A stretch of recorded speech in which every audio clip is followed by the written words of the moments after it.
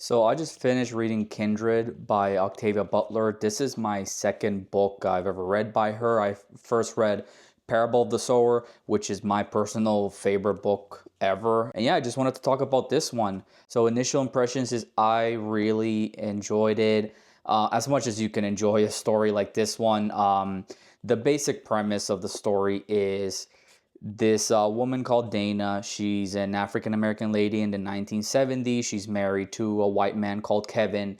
And suddenly, one day, she feels like dizzy, and she's teleported to pre-Civil War time in America in this plantation where she essentially has to kind of like pretend to be a person from that time. And then there's a lot of stuff that goes on with her and her ancestors, and her having to basically protect her bloodline or generations. But yeah, she keeps traveling back and forth, and the plot goes from there, as I said.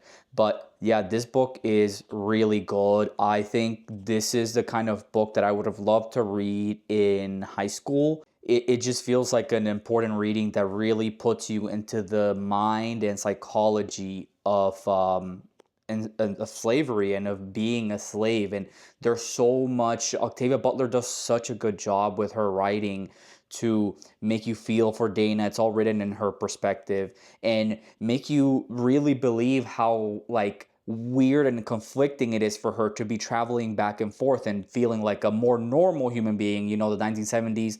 But it's I think the perspective of Dana is very interesting in this book because it's a perspective of someone that kind of is an observer but then is living it at the same time and has to see these horrific things, and then horrific things happen to her, but then she also gets to go back in some ways back to her present time into safety. And yeah, it's just a fantastic read. I highly recommend everyone to read this book. It should, as I said, be essential reading for school here in America.